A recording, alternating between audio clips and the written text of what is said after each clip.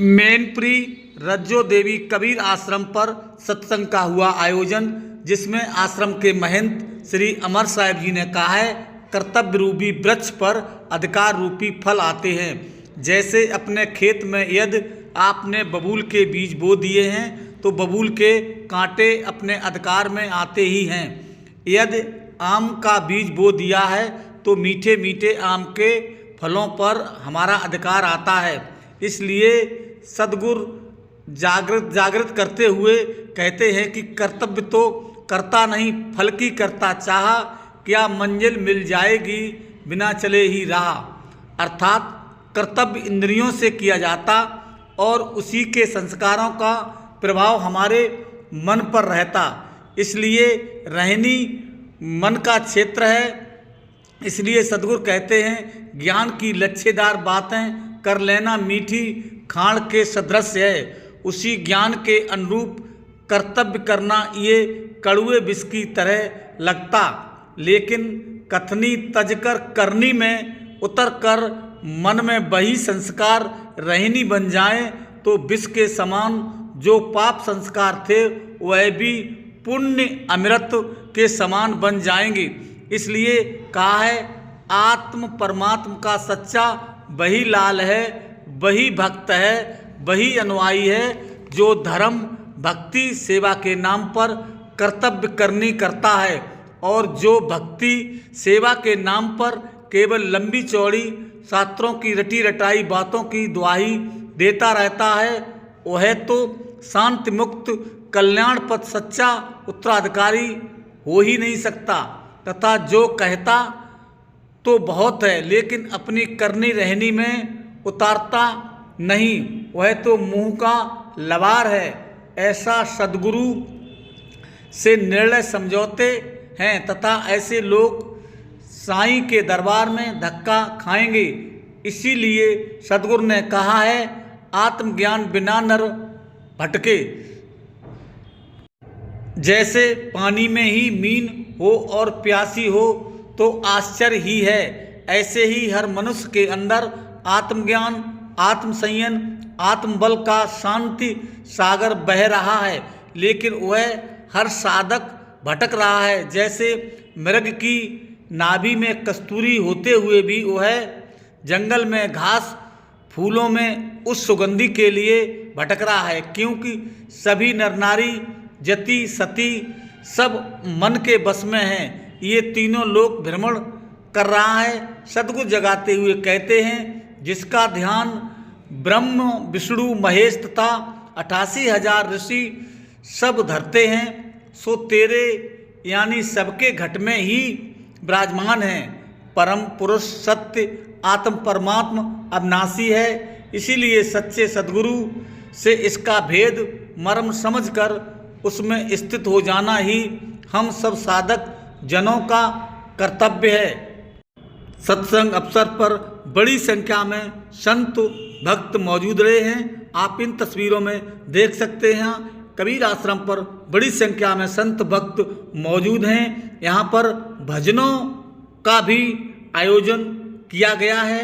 यहाँ पर भक्तों ने अपने अपने मनपसंद चेतावनी भजनों को गाकर सुनाया है और लोगों ने इसका आनंद उठाया है और अपने जीवन में उतारने का प्रयास करेंगे, ऐसा कुछ बताया गया है। यहाँ पर अमर साहिब जी ने क्या कुछ बताया है, आइए जानते हैं उनके मुखारबिंद से। सत्संग के अंत में आरती का भी आयोजन किया गया है, ये भी आप सुने। हमारे YouTube चैनल मैनपुरी 84 न्यूज में आपका स्वागत है। हमारे इस चैनल को सब्सक्राइब करें, लाइक करें, वीडियो पर कमेंट करें। आपका बहुत बहुत धन्यवाद। मैनपुरी से चंदपाल साकी की रिपोर्ट। संत सम्राट सद्गुरु कबीर साहब एक महामंत्र में जगाते हुए कहते हैं, कहता है करता नहीं, मोह के बड़े लबार, ऐसे जियरा धक्का खाएंगे साईं के दरबार।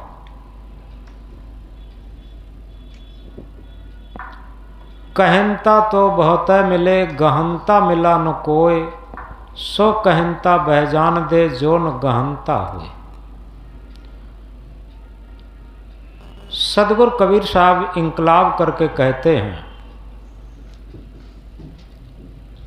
कहने वाले बहुत मिल जाते,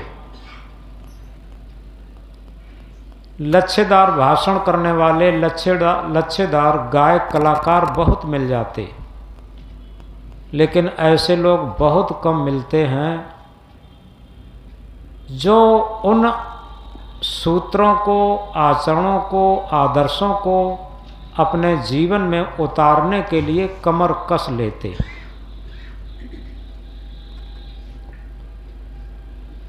यथार्थ में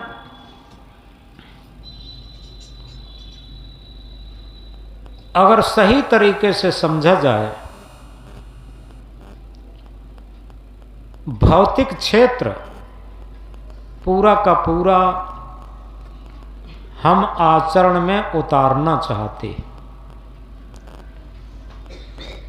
और आध्यात्म क्षेत्र में केवल कथनी से ही काम चलाना चाहते। अभी किसी से कहा जाए कि जितने लोग यहां बैठे हैं, राजेंद्र कहाँ हो रहो, 3 लोग तुम्हारी तरफ देख रहे।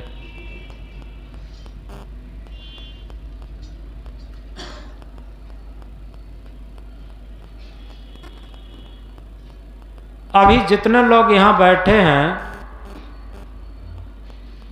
सबसे कहा जाए, कभी सब लोगों को एक एक दोना रसगुल्ला परोस दिए गए। आप लोग कहेंगे, गुरुजी एक चीनी का दाना भी तो आया नहीं, आप कहते हैं एक एक दोना रसगुल्ला परोस दिए गए। अभी कहा जाए कि 10-10 हज़ार रुपया सबको मिल गए, तो सब कहेंगे एक नया एक छदाम भी तो हमारे पास आई नहीं, 10-10 हज़ार रुपया कहाँ से मिल गए। भौतिक क्षेत्र में बिना प्रयोग के एक भी बात नहीं मानते, और आध्यात्म क्षेत्र में बिना प्रयोग के ही सारी बातें माने बैठे रहते। स्वर्ग की, बैकुंठ की, ईश्वर की, परमात्मा की, खुदा की, गॉड की,